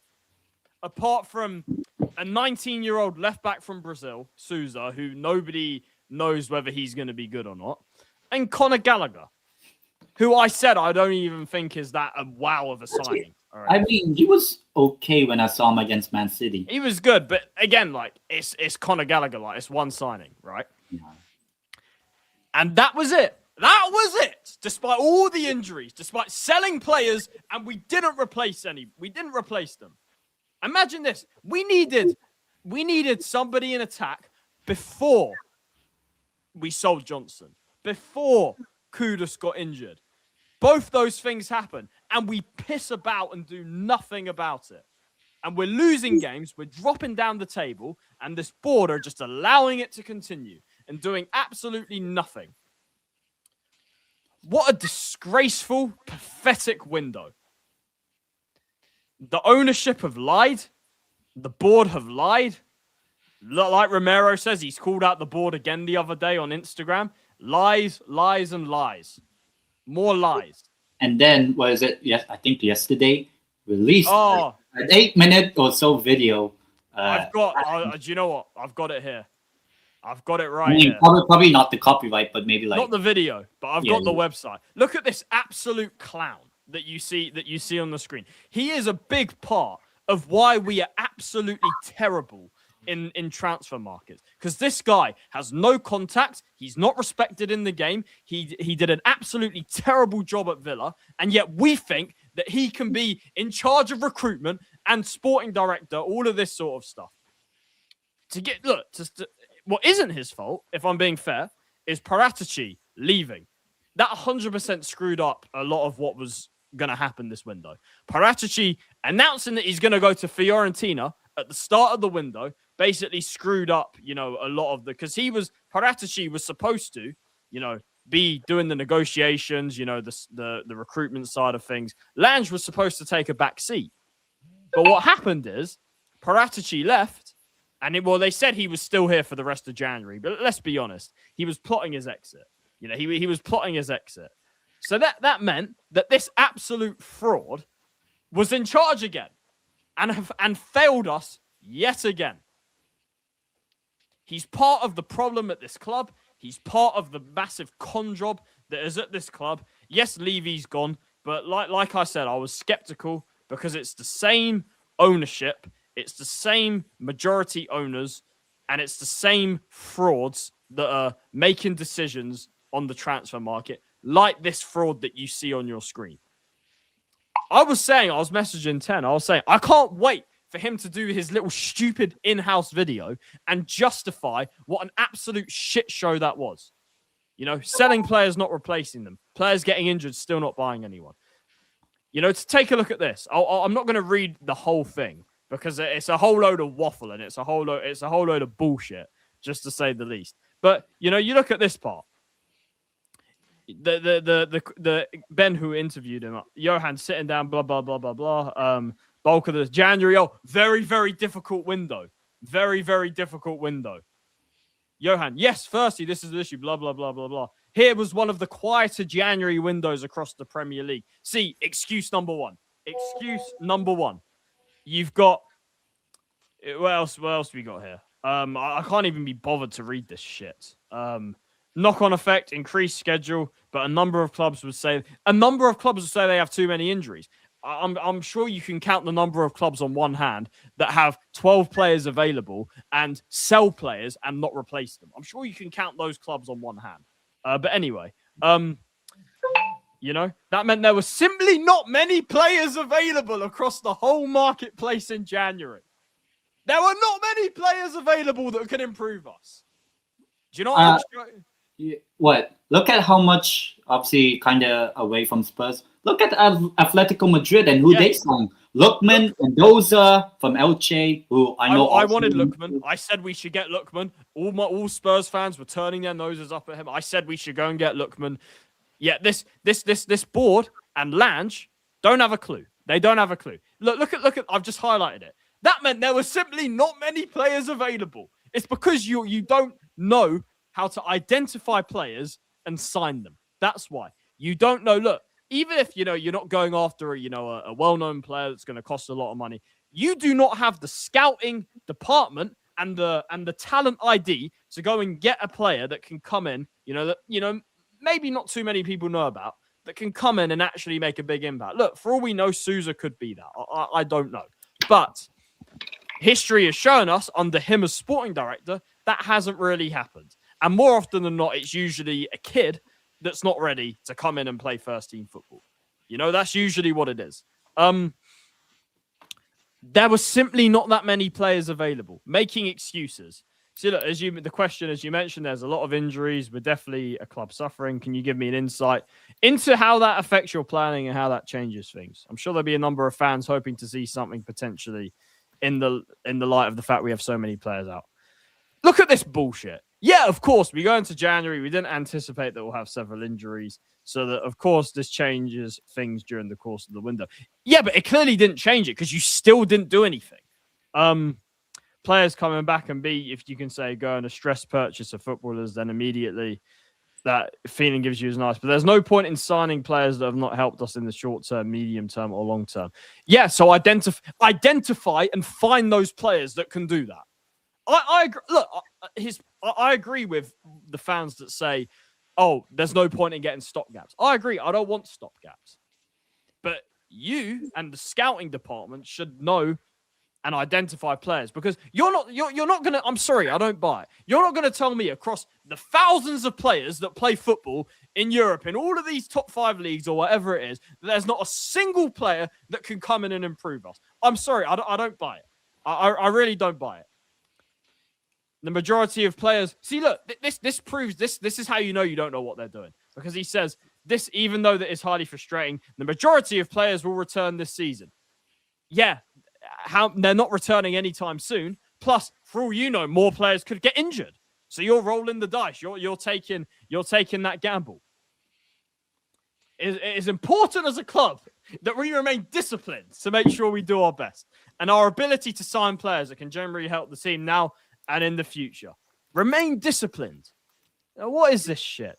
It's interesting that we're going through the moments with injuries and that. I don't even know. Yeah, he keeps saying they will return shortly, but you're not taking under consideration that more players get injured. See, look, he's going on here. Our financial situation is better than most clubs. We have owners that are willing to invest. See, look, it's just bullshit, man. Absolute bullshit. Is it a case of perhaps there were not many players of that quality available in this window? Or is it a case of wanting to ensure the long-term strategy? Well, what is the strategy? What is the fucking strategy? Because they haven't said once what is the strategy? Please tell me, because I'd love to know what this strategy is. Look, it's a bit of both. We've been clear, blah, blah, blah. We were able to sign players that could help the team now. It's just, I can't even read this without just getting angry. This is about Gallagher, the player. I don't need to go through that. About Sousa. What is this? In the pipeline and that way we're managing talent. I don't even know what he's saying. It's just waffle. I watched the video. It's just, I'm not going to play it because of copyright. But like, look, here's the last part. I'll go over this part. This is absolute shit. Finally, Johan, I'd like to get into the summer because fans want to know what the strategy is and what we're potentially looking at in terms of summer window and the types of players.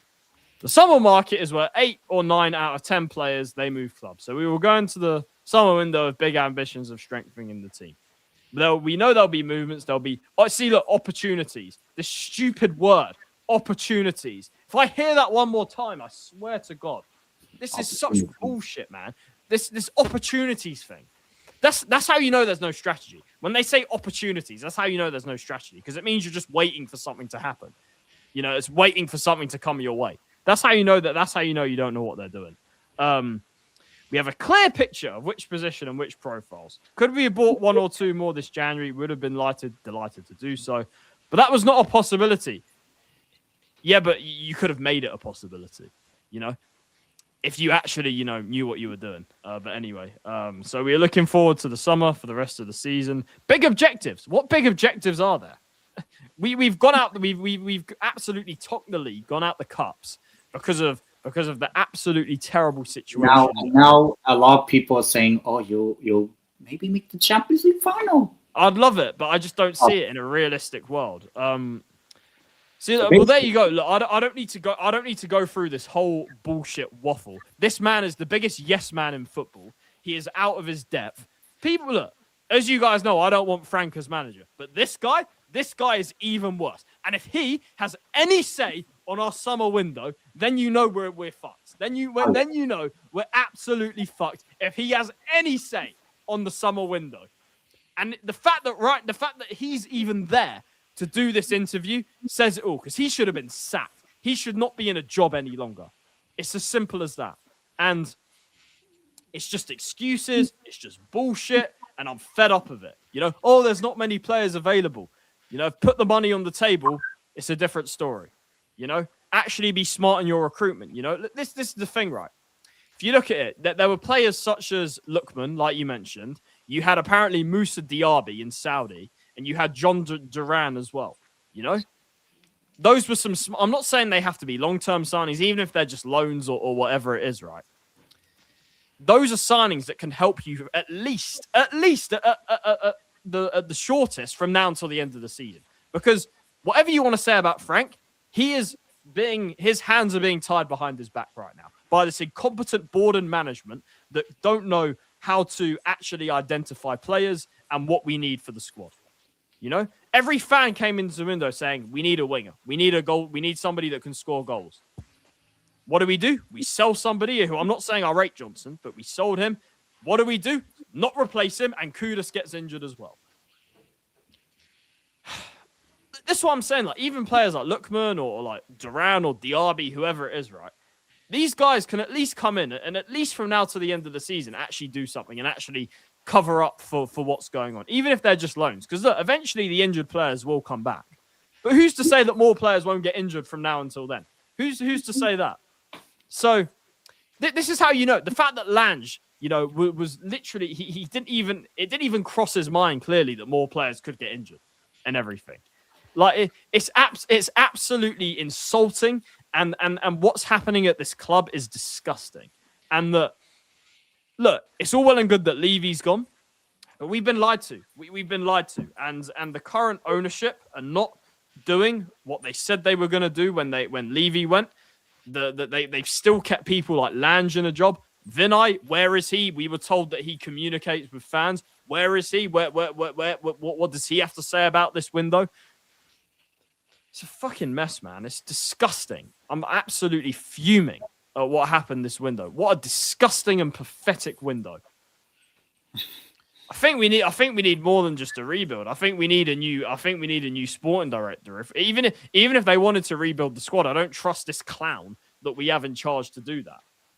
I don't trust him to do that. So, I mean, the reports are coming out saying that we're looking for another sporting director, but yet but they're still going to keep Lange in a job.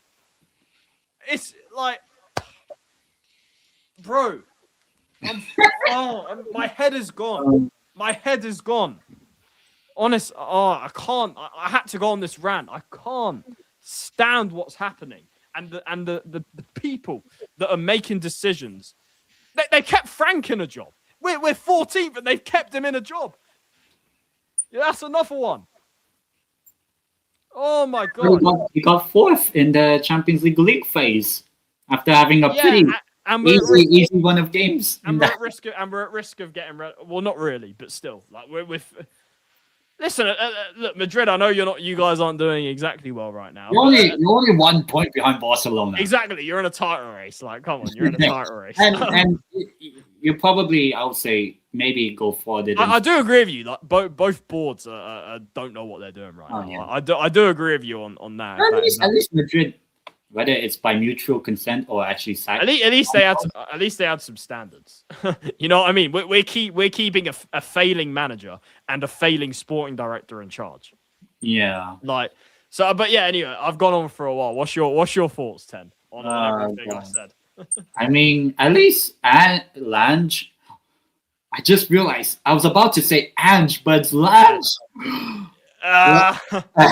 Lange and well, they were at the club together. Lange and Ange. Everyone was like Lange, Ange, Flange, Dange, all like Cange, all of these different like Lange, all of the Anges.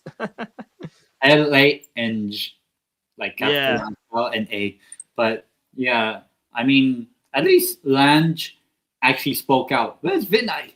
Yeah, where is this guy? Where's his video or whatever it is? But yeah, obviously at Spurs, I feel like I mean, not really to go on Thomas Frank, but I feel like the reason why he's still there is because of Champions League. It's a similar situation to Eddie Howe as well. I would say, like, the Champions League does kind of cover up a lot of the domestic performance, and our board has bad, if not worse. Yeah, this is what I don't get. Why don't you guys bring back Nico Pass? He has a 10 million release clause for you. And I think, actually, I'm pretty sure they have a buyback. I'm pretty sure. Yeah, well, that is the buyback, 10 million euros. It's like ridiculously cheap. And I've been watching him a lot. He has been brilliant. Although he did miss a penalty the other day, but he has been brilliant this season. Like, why don't you guys just bring him back? It just doesn't make sense to me. Yeah, but then with Spurs and in a way Newcastle, it feels like the Champions League is literally it's like the blanket over the bed, whereby the bed is the domestic stuff. It's papering over the cracks. Yeah, papering over the cracks. Maybe my analogy it's the blanket. But like, surely for you looking in from the outside, like, surely you look at Lange and you're like, who is this guy? Why should he be in power at a club like Spurs? Yeah, you know. And then obviously knowing that at least what you call this, who's that guy that we just Paul Mitchell? Would you take him back? Did you see the job that Lange did at Aston Villa? And since he's gone, they've actually got better.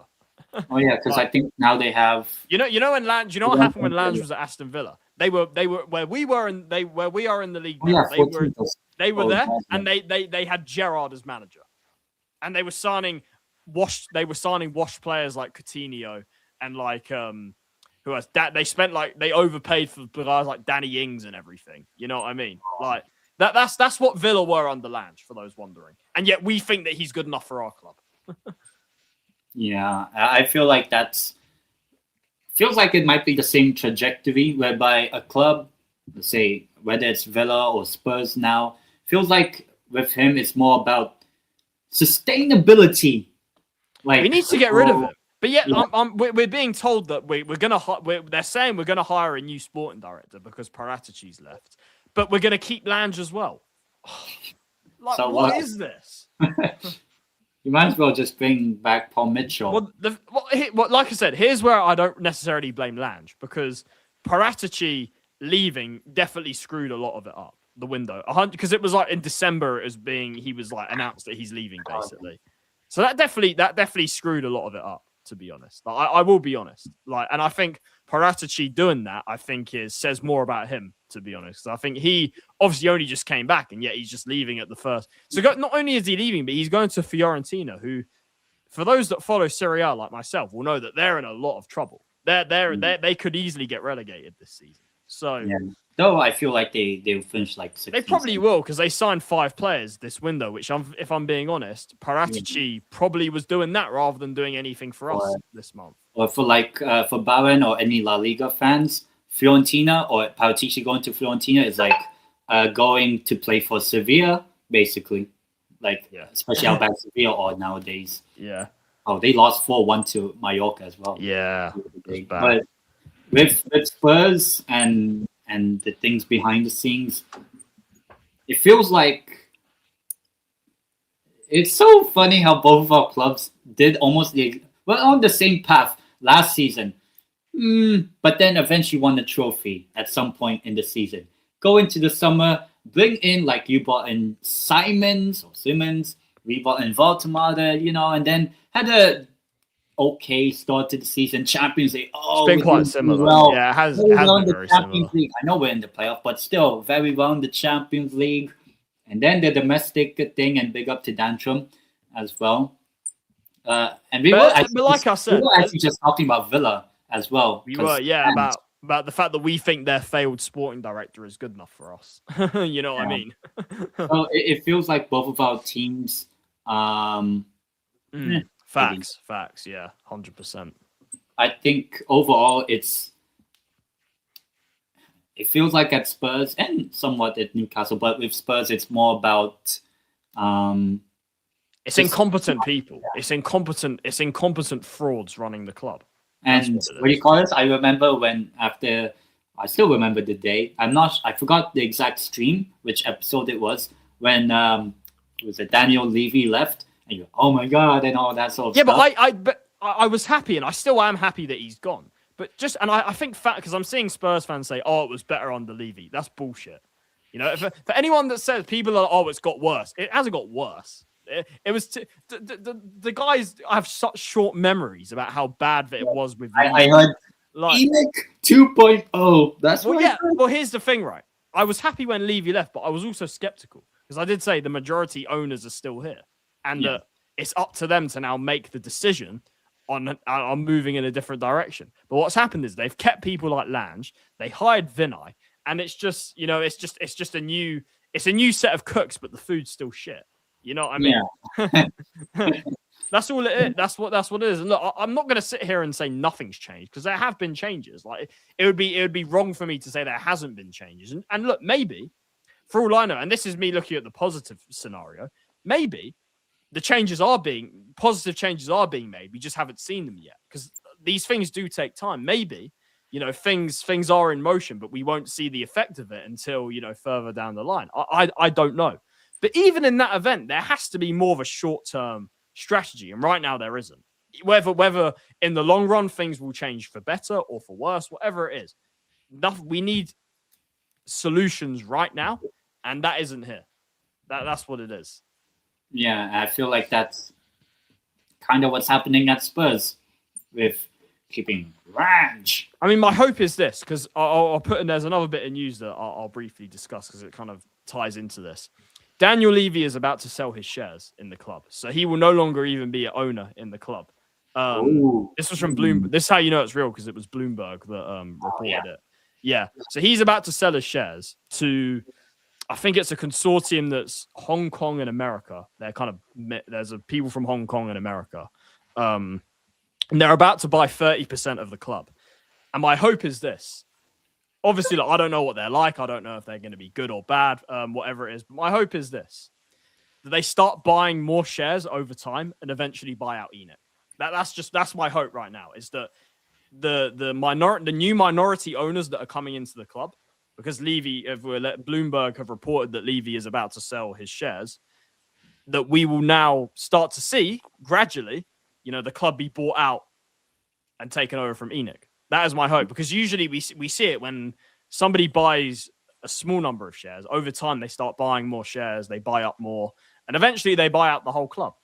That's my hope with the new investors that are coming in. That's what I'm hoping for. Yeah, and considering it's Hong Kong, you said, very good financial capital in the world. Hong Kong. I read it. I can't remember the exact names, but it's a couple of guys from Hong Kong and some guys from America as well. So it's like Hong Kong and Americans, basically.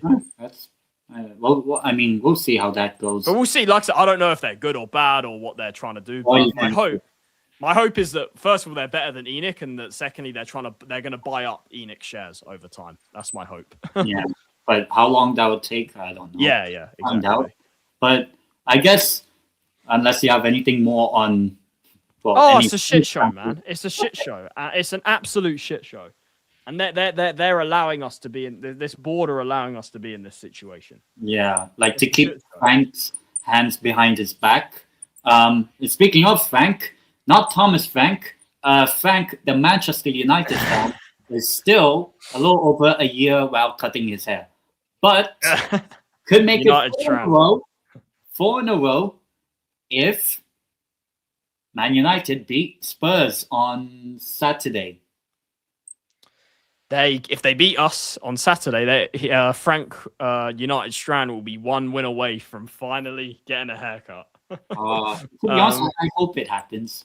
Do you know what would be really? Obviously, I don't want Spurs to lose, but like, what would be really funny is if Man United beat Spurs and it goes to 4 games and then they lose. Then I think West Ham, or like last minute draw. And then they're about to beat West Ham and then they equalize in the last minute. That would be the funniest thing ever. And then he can't, and then it resets and he has to wait another few, and then he has to wait again. Yeah. I mean, we'll see. But yeah, what are your thoughts on Man United? Man United. Look, they've kind of been our bitch the last couple of years. They probably should have done better against. They should have. Look, I mean, the game earlier this season, I think a draw was the fair result, even though we should have won because we went 2-1 up. We went 2-1 up late in the game and everything. But we haven't lost to Man United since 2022. 2-0 in October 2022 was the last time we lost to Man United. So they've kind of been we've had the better of them. We've definitely been a bit of a bogey team for them. Obviously everyone knows the Europa League final, beating yeah, I agree Fulham probably should have got something off them last game, to be fair. But obviously beat Spurs, Man United, one of my best ever memory supporting Spurs was the Europa League final. Of course, beating them there in Bilbao. We beat them 4 times last season. We drew in the home game this season when, a draw was a fair result, but we should have won considering the way it happened and everything. But I'll be honest, I know Man United probably got a bit lucky against Fulham, but we're playing them at the worst possible time. Oh yeah, we're playing Man United at the worst time because just before Fulham they literally just beat Arsenal, Man City first and then Arsenal, which I said they win both.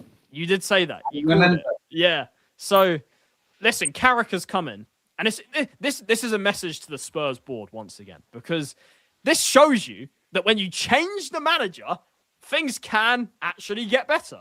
Things can. Yeah, things can get better. And I'm not saying that we should do an interim thing or anything. I'm not saying that.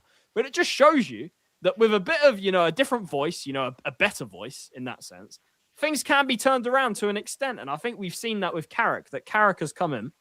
Obviously, Carrick used to play for Spurs as well, so I would have taken him as interim over Frank, based on what he's done there so far. But Carrick has come in. He's clearly given them a new belief, and they're clearly playing probably, I would say, better than they've ever played under Amorim, to be honest. The football they've played under Carrick, especially against Man City and Arsenal, was way better than anything that they ever did under Amorim. So it just shows you. And obviously they've got players like Mbeumo and Cunha that have made a difference. With Dorgu, who I did say eventually will come good.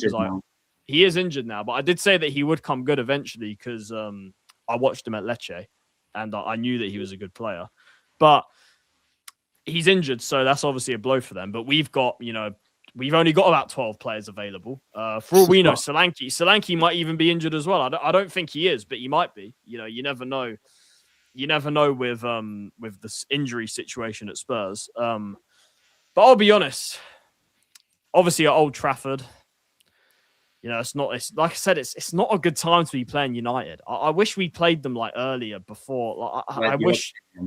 Probably not your stadium because we're better away. So I wish we played them at Old Trafford earlier in the season, like September. Yeah, this is like not a good time to play them. So the scheduling has kind of screwed us over a bit here. And I'll be honest, I know the second half was good against Man City, but we can't win a game. We can't buy a win in the league. It's absolutely ridiculous. And Man United, with one game a week, it's clearly benefiting them. And they're sitting in the top 4 or top 5 right now. So, and you did say they sort of be up there this season, but I'll be honest, I think we lose, and it might be a bit crazy for me to say because we haven't actually lost to Man United for quite a while, and we do often do well against them. But I think this will be the weekend they finally beat us. I do. I think we lose 2-0. I think that we're going to look absolute shit, probably in the first half, and then second half we'll probably come back into it and. It'll be too late because that's just what we've been seeing in a lot of games this season, and especially in the Premier League. Look, we might as well pretend this is a Champions League game because then maybe we'll actually get a result. If we pretend it's a Champions League game, we might. So or play this in Bilbao again. Or play it in Bilbao. If we play it in Bilbao, we'll win because we all know what happened in Bilbao. So.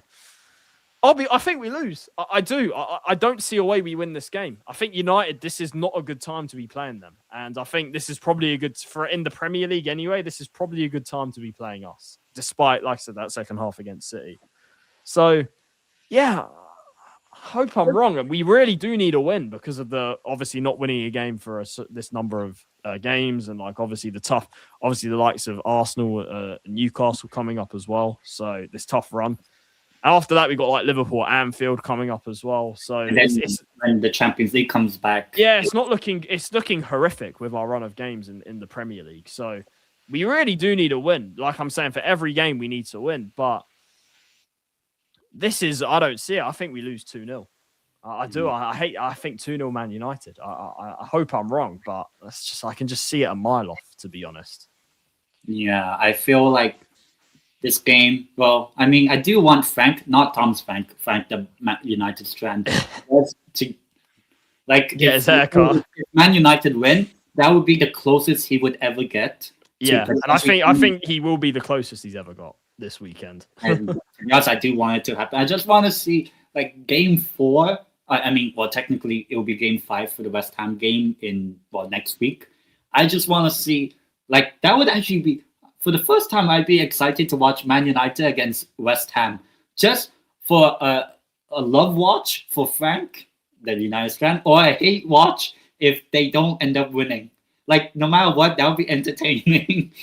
Like imagine the game somehow ends like 4-3 or 4-4 or whatever, just knowing Man United. But yeah, I think this game, I just think right now, Man United, yeah, they've struggled to kind of keep clean sheets apart from the Man City game. But that's usually a derby game anyway. Well, it is. But, you look at the games against Arsenal and then also the game against Fulham, whereby there were vulnerabilities with Man United, but ultimately, both games ended with a late goal for them. Cunha Exactly. in the Arsenal game, and then Benjamin Sesko, whatever you want to say, in the Fulham game. So I feel like even if Man United are like 1-0 up, 2-0 up, or whatever, I still think Spurs could get something like a draw or even a win. But I feel like a win for Man United does really cement their spot in being in the Champions League next season, because I think top 5 gets Champions League. Yeah, no, it will. It will. And I feel like it is probably going to be the case that they will get it. And I think this game helps them, especially with United strand and the United stand. I like to see Mark Goldbridge be a bit happy. And then like the West Ham game, we need their tears. We need that. Like not against you guys, but in the West Ham game, that would be the one I want to see him to be happy, both United strand and United stand. I want them both to be happy, and then like against West Ham next week. It would hit like crack. Yeah. Unfortunately for you, I'll also I don't know if Solanke plays. I think he will. I'm just saying, you never know. You never know with Spurs with the injuries. Or what if he doesn't start? Then who would start up Probably front? Kolo Muani up front, which we don't want. He's been atrocious, absolutely horrific. We don't want it's against his old clubs. We want Solanke there. We want him up front. Yeah. If we're gonna get anything out of the game, we need Solanke. We need Solanke up front. Yeah, but I feel like even with Solanke, I still think Man United just somehow they can find a way. They're playing better. Look, they're playing a lot better than us right now. It's just the truth. They are under Carrick. They are playing better than us right now, and they've got more players available. We've got 12 players available, and Frank, his tactics are horrific. So yeah.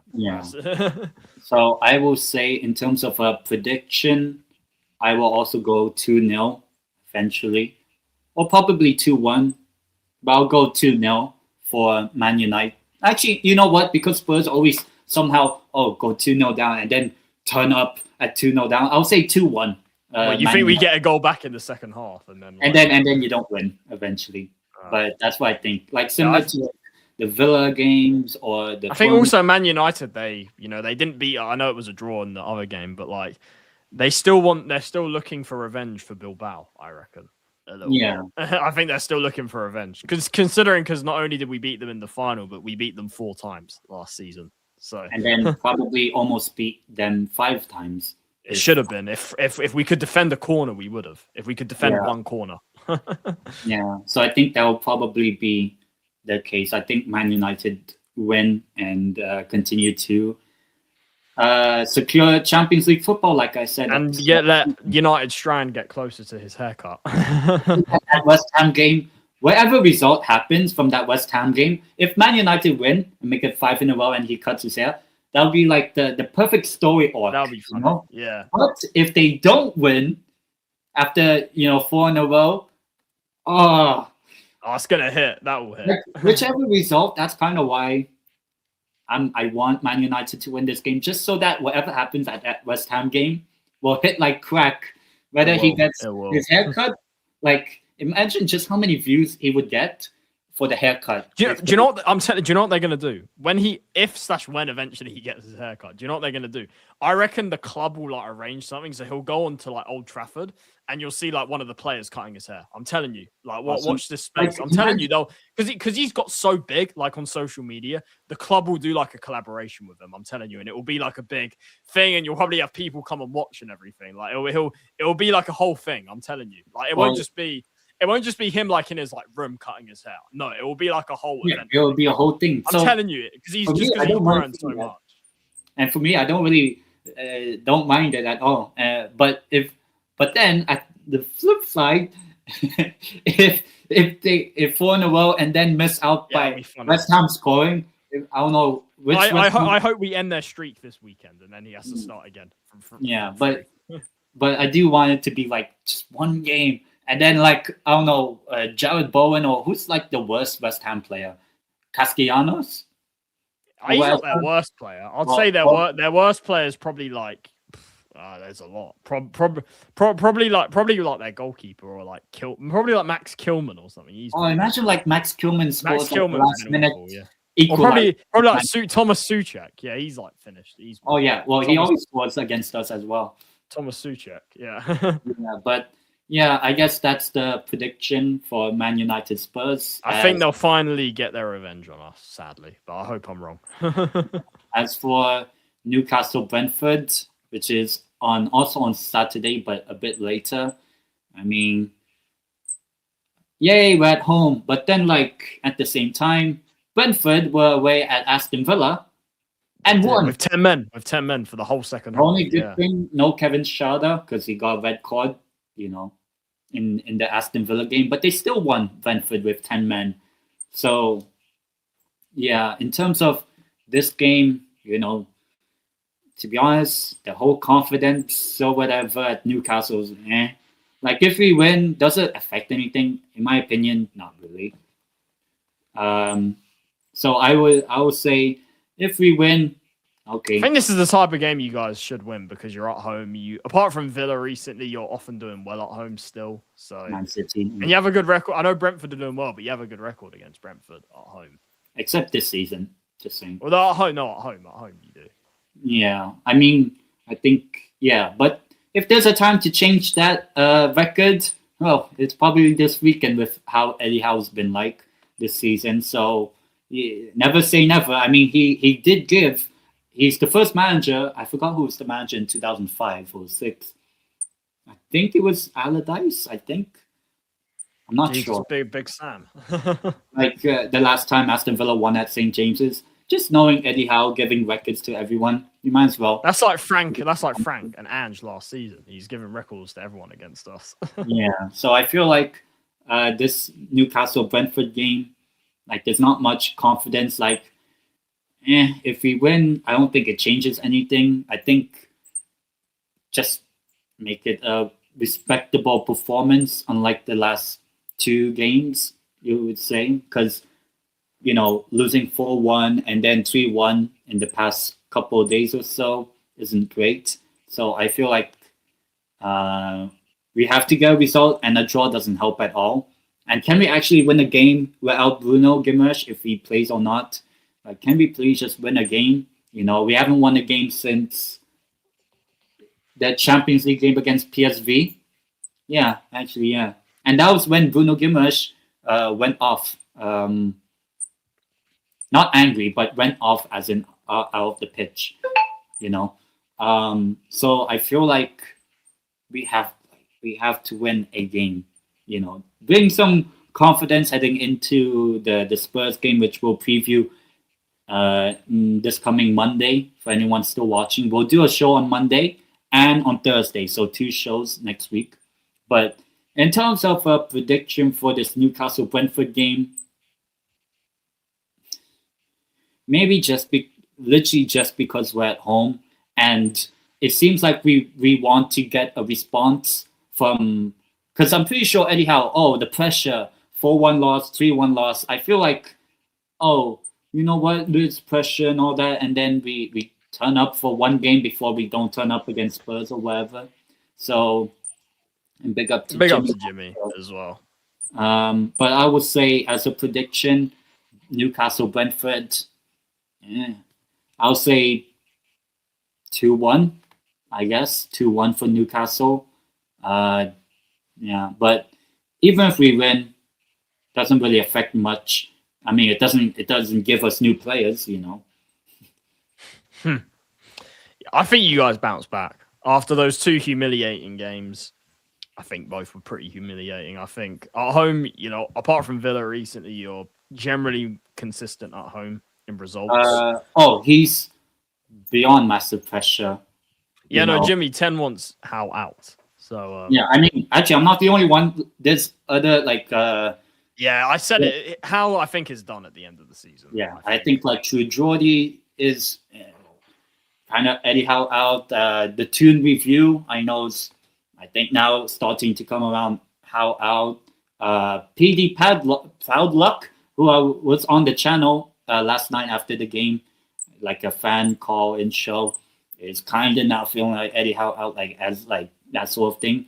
I'm not putting words into their mouth, but you know, they understand like Eddie Howe can be moved on now. And maybe a few other Newcastle fan channels that are bigger than me, they're like, okay, I think it's time. It is time. Not the Lion King pod, the reverse of it. You know, whereby I think he'll beat Brentford. I think you win 2-1. They're doing well, Brentford. They're doing much better without Frank, funnily enough. And I think you'll just edge it though. I think 2-1 Newcastle, because you're at home. You had those two games. I think you'll bounce back and then on to the next, which will be against us. Yeah, and then we'll lose or something. Oh, actually, it doesn't really matter when we do that show and whatever the result. Well, for those just joining, we're not going to talk about that game today. We'll do an extra show on Tuesday, or on Monday. Yeah. Where we will preview the Spurs against Newcastle game. So, and then we'll have another show again on Thursday. The usual show will be on Thursday. Yeah, whereby we review and preview and all that sort of stuff. But please, maybe you. No. To be fair, knowing Lange and Vinay, they probably would hire him. Maybe, but I feel like I did say a little bit earlier on the show, who would I get as Newcastle manager? Because I feel like at the end, it feels like more end of the season. That's why I think maybe it will happen, like Eddie Howe goes at the end of the season. For me, there's a few names, I would say. Obviously, knowing that there are pretty good managers available in the market right now, so people cannot say, oh, the manager market is terrible. That's what I keep saying. Yeah, I say the same about Spurs. In the summer, as far as for now, Xabi Alonso is available. I know he didn't do well at Real Madrid in the end, but still. Who is it? Luis Enrique has already said he'll leave PSG. Wait, is Enrique definitely leaving this summer? I think so. I'm pretty sure that's mad. I thought it was like unconfirmed, but I feel like it's confirmed. But you know, there's already two managers. Oh no, two managers. Obviously, I'd love either of them. But I don't see either of them joining. I don't see either of them joining Spurs. That's the problem. Yeah, but I feel like there's managers out there for the summer. Or why are you not spending any money? Because Eddie Howe says there's PSR issues, even though there's actually no PSR issues, especially after selling Isak and Anderson and all that over the past 18 months or so. But I think maybe it's because maybe the owners or the CEO or the sporting director know it's time. What's his name? The one at AFTV, Claude, RIP, rest in peace. But for Eddie Howe, it's time to go. I hope that was a good impression of Claude from AFTV. But I think it is time to go for Eddie Howe by the end of the season.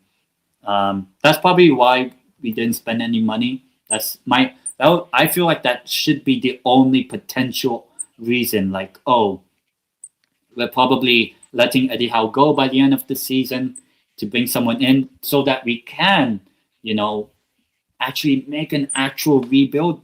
I thought this past summer was going to be a bit of a rebuild, or like, kind of raise the floor of the squad. Because I remember I said this past summer we raised the floor of the squad. Like, obviously maybe not raise the ceiling, because that was with when we signed Tenali and all that. That was like raising the ceiling, but the floor was very low. But I said last summer we raised the floor. But then, since then, we still haven't really improved. But yeah, we're both saying 2-1 Newcastle Brentford, because hitting the 2-hour mark, and it's probably now a good time to end the stream. So yeah, 2 hours of talking about two clubs that actually didn't win this past 7 days. Both are playing each other after this game week, after the weekend. So whichever, even if either of our teams win this coming weekend, doesn't really matter. I feel like the most typical result is a draw between both of our teams. It's like, it was a draw earlier in the season at your ground, so I wouldn't bet against it. Maybe the same, especially. Yeah, that will be for next week, guys, on Monday. Yeah, on Monday, around 11:30 UK. Same time. Yeah, so whereby we will review the Man United game for you and Brentford for us, and obviously preview the Spurs game, and then we'll do a show again on Thursday, reviewing the Spurs Newcastle game and preview whichever games happen for both teams. I know we play Karabag in 2 weeks, which I know we're doing terrible, but I'm looking forward to it. Especially it's another kickoff. And Carnival's in 2 weeks, or a week and a half. Carnival. Could be classed as the sack race. Maybe. I'll be honest, I think Hal and Frank both probably like. I think, let's just say, I think both will be gone by the end of the season, I think. For me, with Thomas Frank, I don't really care, but with Hal, I hope. I'll be honest now. Same with Frank, I hope. Yeah, but yeah, we'll see how things go for the rest of the season. And also, before we end the stream, happy birthday to the following: Cristiano Ronaldo. Giorgio Raggi, it's also his birthday. Neymar's birthday is today as well. They all share, Jesus. It's like the 5th of February. It's like a football. Have you seen? Apparently, Ronaldo's been kicking up a fuss in Saudi. Despite earning 200 million a year, he's throwing his toys out the pram. I hope, to be honest, if he does leave, I hope he goes to MLS. And big up to Godfrey as well. Big up to Godfrey. We're just about to end the stream, but yeah. So yeah, Charlie, shout yourself out.